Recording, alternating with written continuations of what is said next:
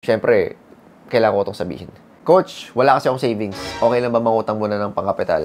So, magkano ba talaga yung kailangan mong kapital para mapag-start ka ng forex trading? May mga nagsabi na kailangan mo ng malaki. May iba naman nagsabing kahit maliit lang okay na. Pero yung totoo, depende yan sa'yo. Depende sa financial situation mo. Siyempre sa goals mo. At sa level ng knowledge mo sa trading. Madami rin tatanong, Coach, wala pa akong malaking savings. Pwede na ba akong magsimula?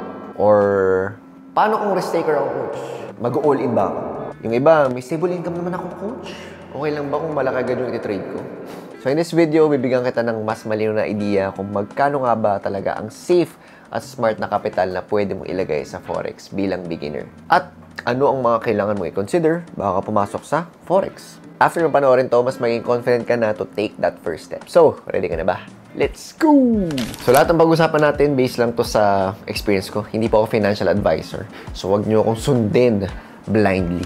So, ang daming tatanong. Sobra talaga as in sa mga comments, sa mga DMs. Coach, magkano ba yung ideal na kapital para magsimula sa forex?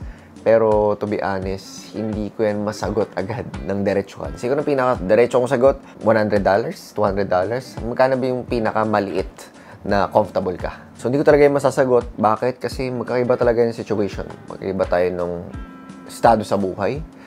Iba nagkatrabaho, iba students, iba may pamilya, iba independent. Magkakaiba rin tayo ng financial capacity. May iba may extra savings, may iba naman sakto lang yung budget. Magkakaiba tayo ng mga goals. Yung iba gusto lang side income, yung iba naman gusto long-term wealth building talaga yung habol. At syempre, higit sa lahat, magkakaiba tayo ng risk appetite. May iba na okay lang sa kanila yung high risk, basta potential high reward. Kasi meron silang mga low risk na investments, ganun. Pero may iba na sobrang cautious kasi ito yung college plan ng anak niya or pang-retirement niya.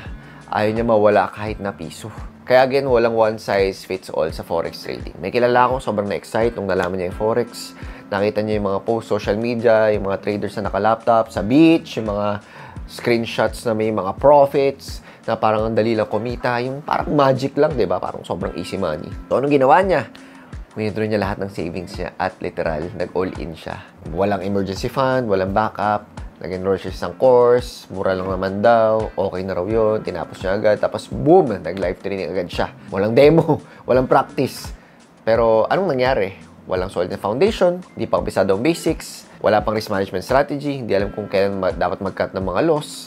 Siyempre, walang trading plan, puro semi-hula lang talaga, hulalis lang talaga.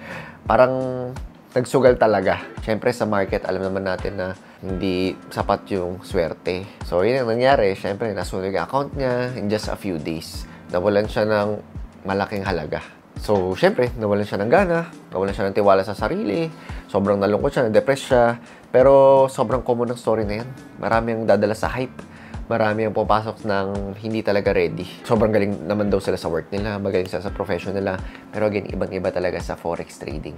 So, paano ba dapat? Kung meron kang savings ngayon, ang pinaka-safe na suggestion ko talaga ay yung may portion lang. So, pwedeng 10%, pwedeng 30%, muna ng total savings mo.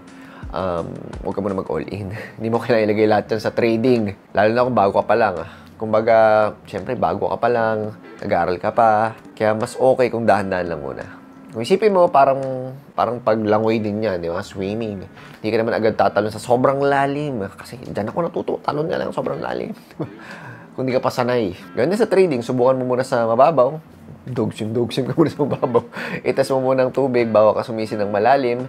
Actually, depende pa rin sa comfort levels mo. Kung sa tingin mo masyado pa rin malaki yung 10%, pwede mong ibawas pa. Depende lang talaga kung yung pinaka-comfortable ka, yung pinaka-pwedeng mawala sa'yo. Importante, hindi ka masyadong kinakabahan sa bawat galaw. May makita ka ng konting negative, sobrang kabang-kaba ka. Yung pinaka-wag na wag. Pinaka-golden rule, ito. Trade only the amount you can afford to lose. Ulitin ko, perang iti-trade mo ay dapat yung kaya mo lang mawala. Hindi yung mababaliw ka kapag nawala yun. Pero ibig sabihin ba nito, mawala agad yung pera mo? Hindi.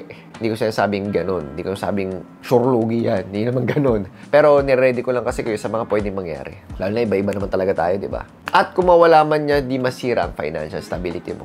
Hindi ka manghinayang ng sobra kasi may plano ka pa rin fallback. May mga nagsasabi rin talaga na 80% psychology yung trading, 20% technical. Very important talaga yung emotional control kapag trade ka, lalo na simula. Kapag alam mong nakasalalay sa trade mo yung pambayad ng kuryente, tuition ng anak mo, or renta ng bahay, sure talaga magiging emotional ka.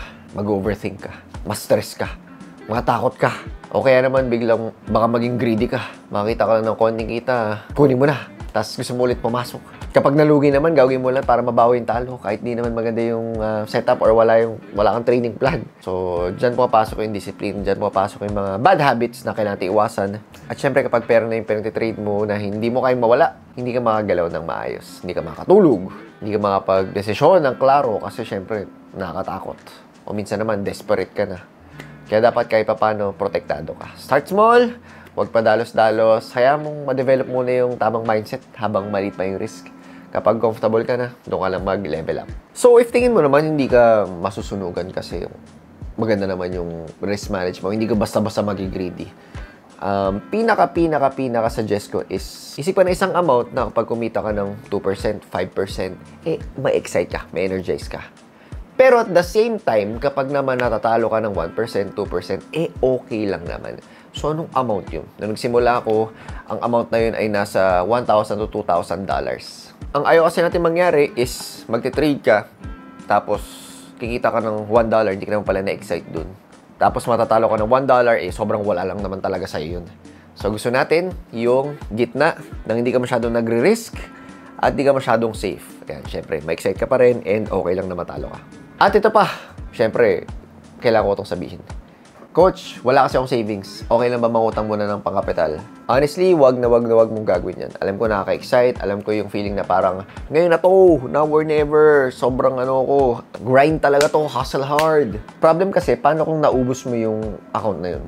Baka, hindi ko alam, pwedeng mangutang ka ulit para makabawi ka, di ba? So, ano nang mangyayari? Hindi ka binibigyan ng opportunity bumawi, mas lalo kang nalulubog. At kapag mas lalo kang nalulubog, lalo kang mas stress. Therefore, lalo ka hindi makaisip ng maayos. Hindi mo pwedeng isipin na sa next trade, mababawi ko lahat to. Hindi. Sobrang maling mindset yun. Kapag nagtuloy-tuloy sunod yung talo mo, you have to stop, you have to rethink, and kailangan mong bawasan yung risk mo. Hindi tuloy. Okay? At kapag ginawa mo yung, dyan talaga magsimula yung downfall mo. Instead, ganito mo na gawin mo. Iso muna yung foundation mo. Kailangan mo ng stable source of income. Kasi hindi naman talaga lahat ng araw panalo. Hindi lahat ng buwan panalo. Kailangan mo siguro ng discipline sa pag-iipon para may backup ka. Hindi ka laging panic mo. Or kung okay ka naman mag-ipon, siguro hanap ka ng sideline. Ganyan. Kailangan mo ng consistency sa pag-aaral kasi training sa skill, hindi siya swertihan. At syempre, kailangan mo muna ng more practice. Mag-demo ka muna. So, quick recap lang. Point number 1, trade only money you can afford to lose. Point number 2, start small and then unti-unti ka mag-scale up depende sa skill level mo or confidence level mo. And point number 3, build your trading foundation.